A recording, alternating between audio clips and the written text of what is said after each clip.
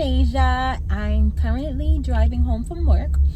But I have this new thing that I wanted to do with my YouTube channel where like God just put this on my heart to like, because I feel like every time I put out a YouTube video, it's like extremely positive and it's like, oh, do this X, Y, and Z, and it's very like Bible based and all of that stuff, which is great.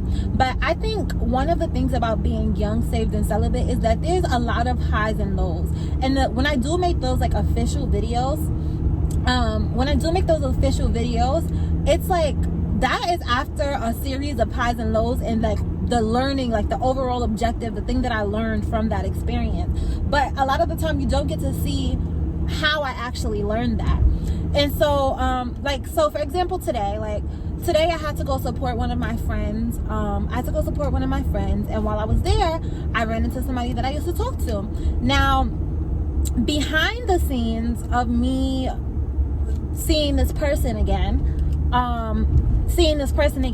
like I've like really been working to, you know, recover myself from a lot of the old situations or things that I put up with, or, you know, how I felt about a lot of things, whether the person was right or wrong. And this particular person, I just feel like we're always like, I'm at a point where I'm just like tired of like having conversations about it. Like I don't think that I'll ever get over, I don't want to say that I don't think I'll ever get over it, but like as it stands right now, I just can't. Like I always have like this animosity towards him. And so while we're friends, we're cool, I really try to keep it like at an arm's distance. Like, so even on social media, like I stopped watching, I stopped doing that. I really try to keep our engagements to a minimum without being salty though. Like I don't want it to come off as salty.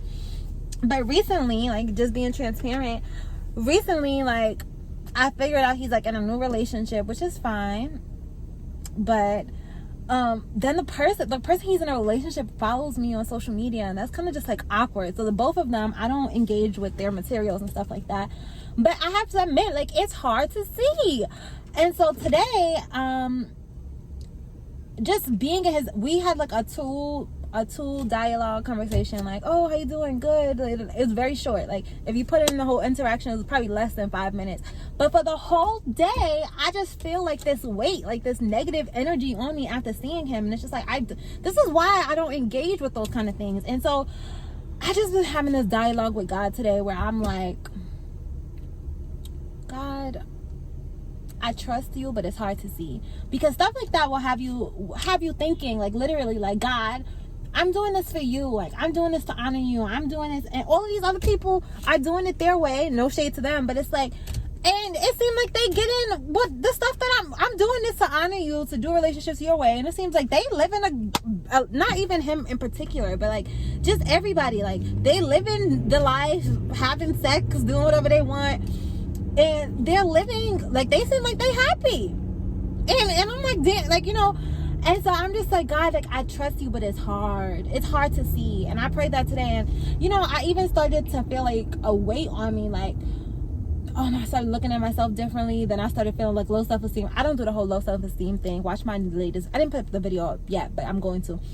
We're talking about the importance of getting your self-esteem. And I just had to ask the devil, really, like, why are you trying me today? Like, why are you coming after me this hard?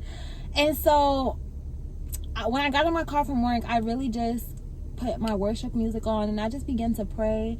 And even when I was at work today, I was just walking around, and I started telling God, like, this is what I want my relationships, like, this is what I want my next relationships to feel like. This is what I want the person who I'm going to marry, because I plan for my last relationship to be the next relationship I'm in, to be my last. And I just had to pray, like, this is what I want it to feel like, and I want it to be like this, and I wanted to look at this. And I began to just put those things into the atmosphere.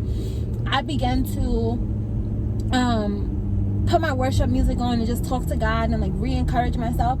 And I'm gonna say I feel a little bit better. It's not like complete, like God is not like hocus pocus. Like sometimes you have to go through these emotions so that you don't have to go through it again later, especially like in your marriage or stuff like that, which is why being single is so important.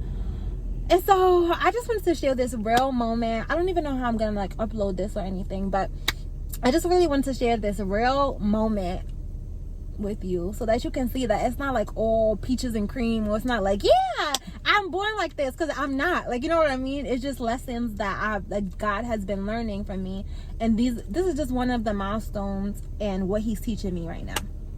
I hope this was helpful. Love you guys. you.